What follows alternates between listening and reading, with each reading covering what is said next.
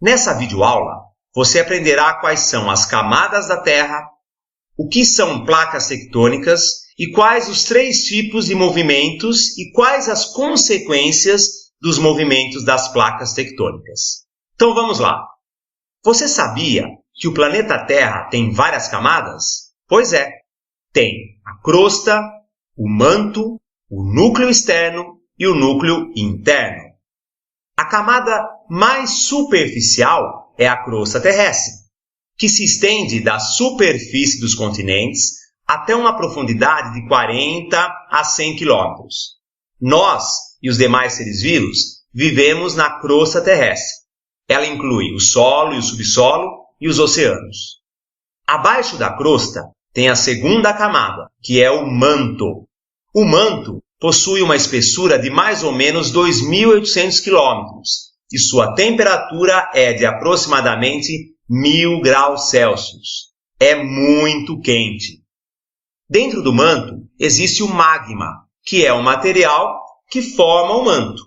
O magma é pastoso e, devido ao calor gerado no interior da Terra, esse magma está em constante movimento. Assim, como acontece quando colocamos água para ferver. Ela fica borbulhando, não é mesmo? Fazendo movimentos de convecção, ou seja, movimentos circulares em que a água quente sobe e a água menos quente desce, circulando constantemente. Com o magma acontece a mesma coisa. Acontecem os movimentos de convecção. E qual é o resultado disso? Esses movimentos fazem o magma movimentar a crosta terrestre. E como a crosta terrestre é formada de vários pedaços, como um quebra-cabeça, que é formado por várias peças, esses pedaços também se movimentam, provocando terremotos, vulcões e formação de montanhas. Os pedaços da crosta terrestre se chamam placas tectônicas, e os continentes e oceanos estão sobre as placas tectônicas, ou seja, em cima delas. Quando o magma se movimenta abaixo da crosta, ou seja, abaixo das placas tectônicas, elas também se movimentam. Existem 3 tipos de movimentos de placas tectônicas. São eles: o choque, quando as placas se chocam, se trombam; o deslizamento, quando elas se deslizam, raspam uma na outra; e o afastamento, quando elas se afastam uma da outra.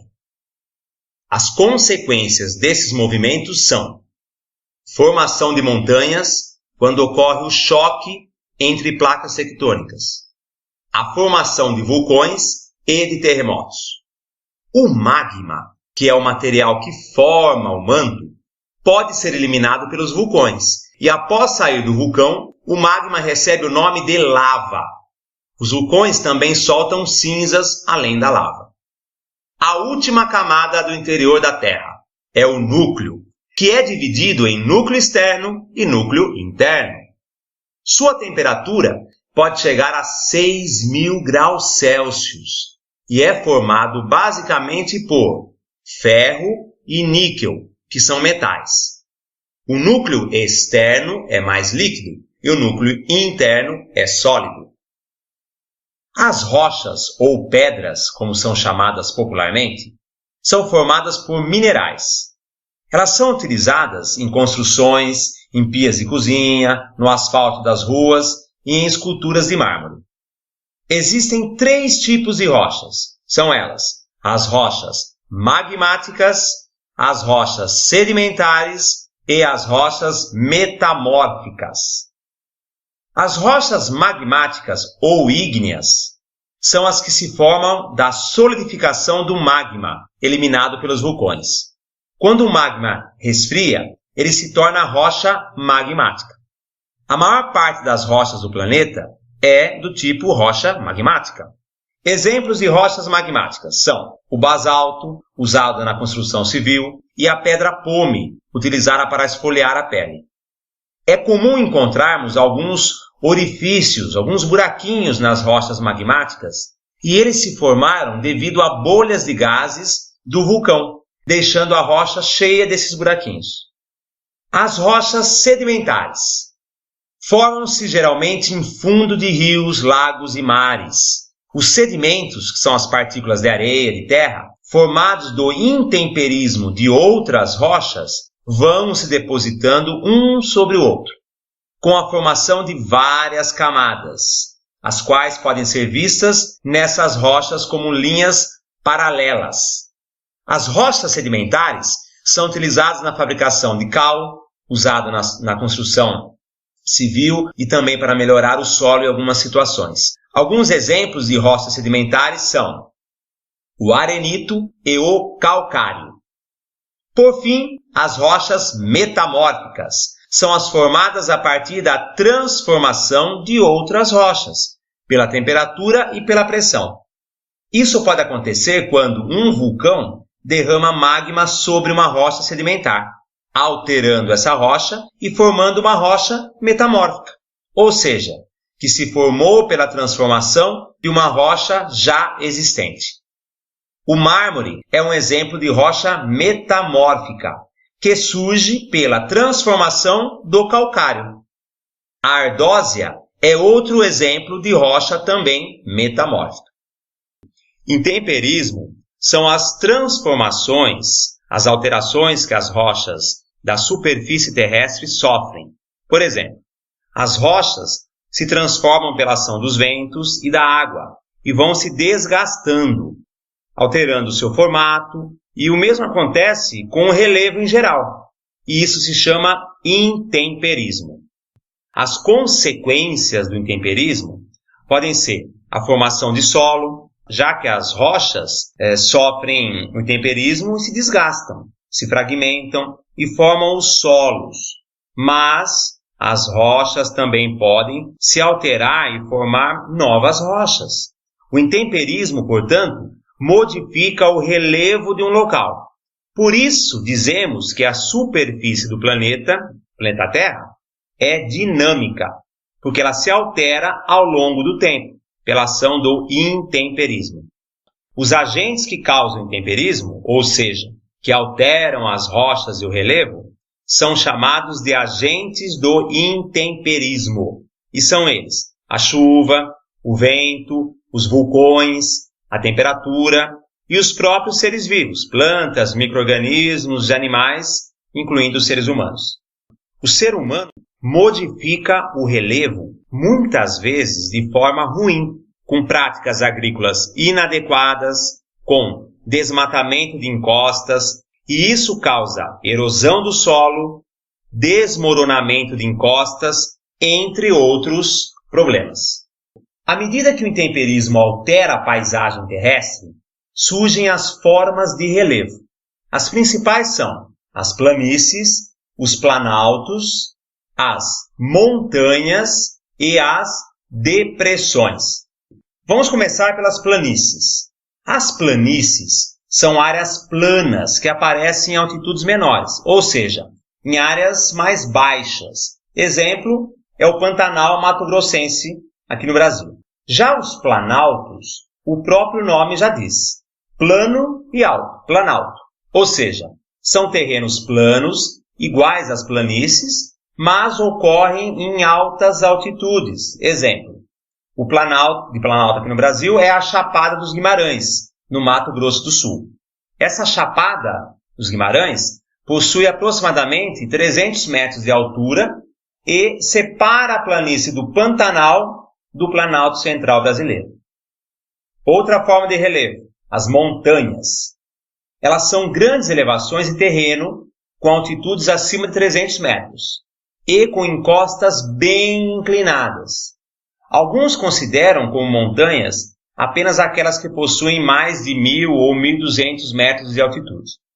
As montanhas são originadas da ação vulcânica ou do choque entre placas tectônicas. A montanha mais alta do Brasil chama-se Pico da Neblina, com 2.993 metros de altitude. As cadeias de montanhas, ou seja, várias montanhas juntas, são chamadas de cordilheiras. Exemplo, a Cordilheira dos Andes, aqui na América do Sul, as Montanhas Rochosas, nos Estados Unidos, e a Cordilheira do Himalaia, na Índia, onde fica a montanha mais alta do mundo, o Everest. As depressões são áreas que sofreram intensa erosão e, como consequência, estão em altitude inferior às áreas vizinhas dela. No Brasil, não temos depressões absolutas, que são as depressões abaixo do nível do mar. Mas existem as depressões relativas. O que é isso? Como as que estão entre os planaltos no Brasil. Ou seja, elas são como se fosse um vale profundo, mas não está abaixo do nível do mar em profundidade. Outro exemplo de depressão é o Grand Canyon, no estado do Arizona, nos Estados Unidos, considerada uma das 7 maravilhas naturais do mundo. Essa depressão foi se formando pela ação do intemperismo das águas do Rio Colorado, e há locais com 1.600 metros de profundidade. Então, as águas do Rio Colorado, lá nos Estados Unidos, foi cavando esse vale, formando essa depressão. O solo é muito importante, pois é nele que crescem as plantas e elas fornecem oxigênio para os seres vivos, fornecem alimentos para nós e, além disso, muitos outros seres vivos vivem no solo, como minhocas, bactérias e fungos. O solo é constituído por uma parte mineral, que são os fragmentos de rochas, e uma parte formada por matéria orgânica, que são o quê? São os restos de seres vivos que morreram e foram decompostos pelas bactérias e fungos, ou seja, pelos seres vivos decompositores. Opa! Então já descobrimos uma importância das bactérias e dos fungos na formação dos solos. São esses micro-organismos que decompõem a matéria orgânica, devolvendo nutrientes para o solo, deixando-o fértil. Mas como se forma o solo?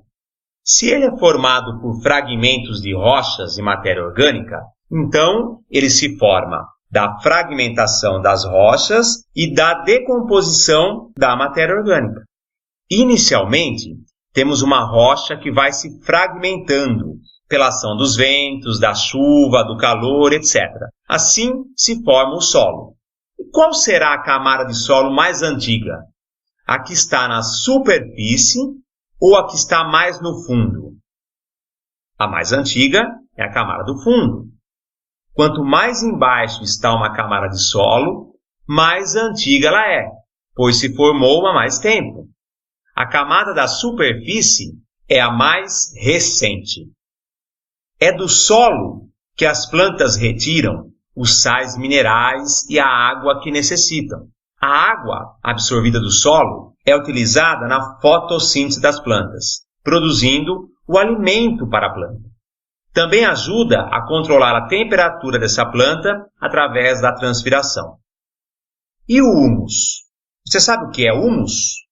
As minhocas produzem humus através de suas fezes, mas a decomposição da matéria orgânica no solo também forma humus, que tem uma cor escura e é altamente nutritivo para as plantas. Um solo com humus é muito bom para o cultivo da agricultura.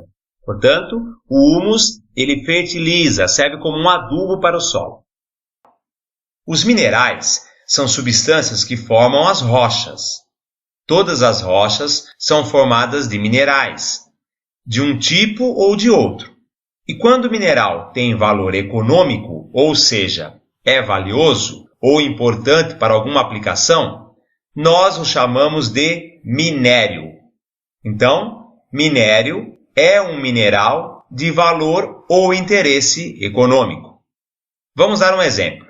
O ferro que utilizamos nas construções é retirado de um mineral chamado hematita. Como o ferro é importante para o ser humano, o mineral de onde se retira o ferro também é. Assim, o mineral hematita é considerado um minério, no caso, minério de ferro. O local de onde se extrai o minério das rochas é chamado de jazida. Os metais, como o ferro, o níquel, o alumínio, o ouro e o chumbo, são extraídos de minérios da natureza. Por exemplo, o ferro é extraído da hematita, como já falei. O alumínio é extraído de um minério chamado bauxita. É ele que é utilizado na produção de janelas, de latas, panelas, etc. Já o chumbo é um metal extraído de um minério chamado galena. O chumbo é utilizado em soldas elétricas, entre outras coisas.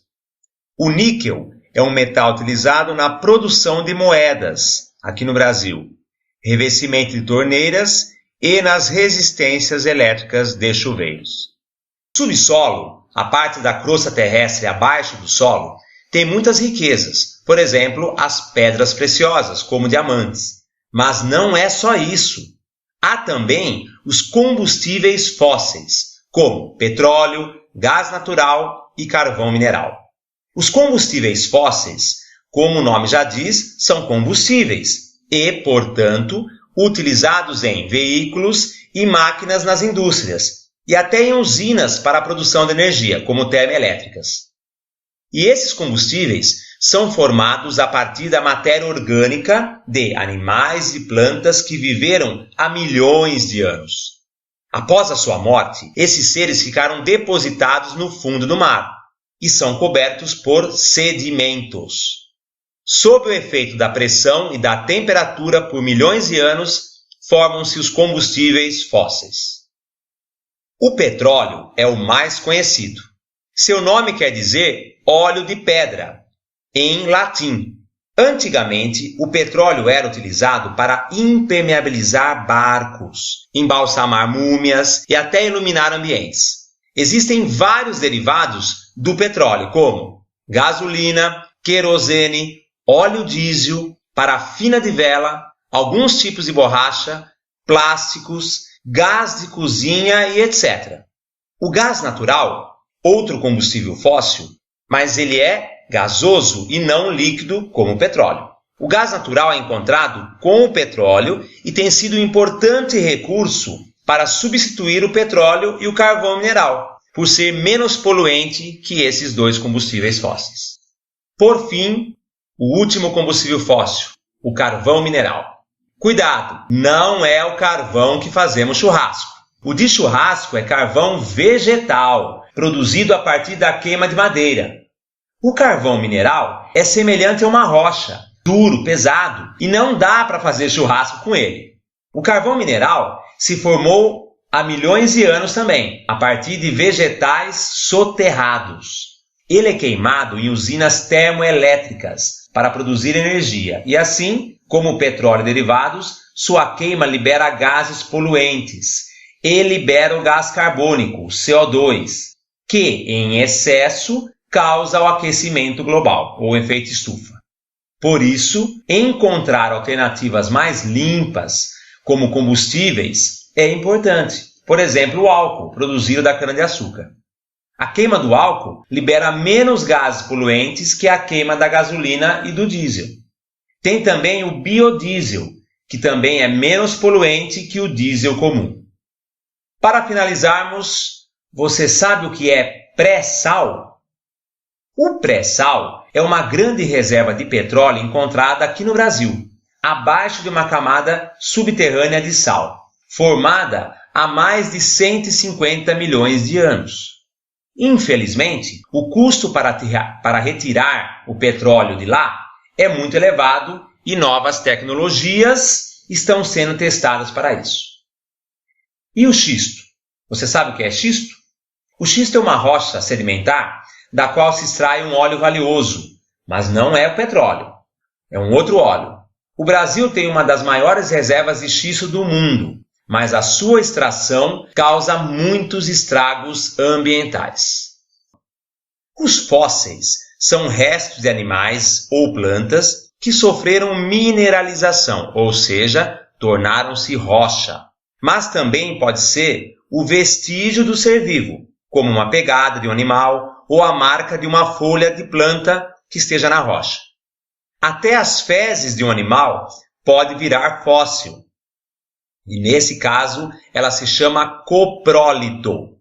Os coprólitos, que são as fezes fossilizadas, são importantes para descobrir o que comiam esses animais, que existiram no passado e não existem mais, como os dinossauros. É possível saber a dieta deles.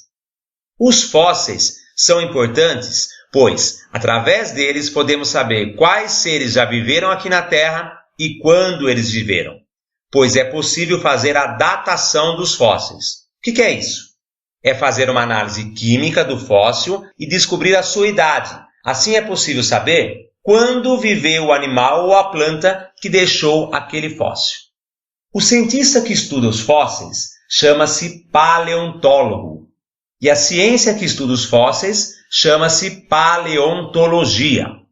O paleontólogo descobre os fósseis nas rochas, identifica de qual ser vivo ele é, aquele fóssil, e estuda as suas características.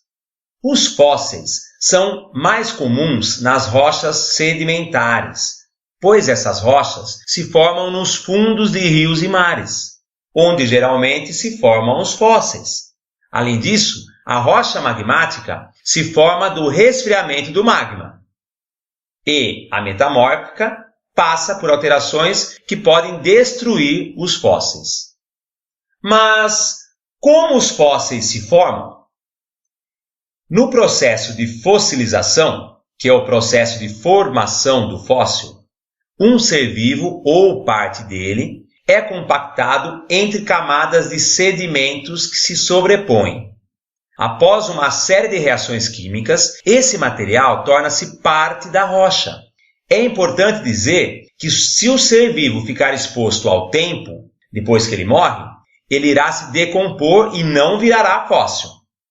Para se tornar um fóssil, ele precisa ser soterrado pelos sedimentos. Isso pode acontecer com a areia em um deserto, mas principalmente nos fundos de rios e oceanos. Existem fósseis aqui no Brasil? Claro! Inclusive tem animais, como alguns dinossauros e pterossauros, que só viveram aqui no Brasil e, portanto, não encontramos fósseis deles em outros locais do mundo. Em nosso país, existem sítios fossilíferos, que são locais que têm grande quantidade de fósseis. O mais conhecido deles localiza-se na Chapada do Araripe, no Nordeste brasileiro, abrangendo os estados do Ceará, Piauí e Pernambuco. Essa região hoje é sertão semiárido, seco, mas no passado era mar. Por isso que se formaram os fósseis nesse local, nas rochas sedimentares do fundo do mar dessa região. Para terminarmos, vale lembrar que os fósseis são importantes para o estudo da paleontologia, para sabermos quais seres já viveram aqui e quando eles viveram, para saber sobre a origem da vida e a evolução dos seres vivos. Portanto, quando uma pessoa encontra um fóssil, ela deve encaminhar esse fóssil para um centro de pesquisa, como uma universidade, para que o fóssil seja estudado. É proibida a venda e comercialização de fósseis no Brasil. É crime, pessoal. Vamos ter consciência, hein?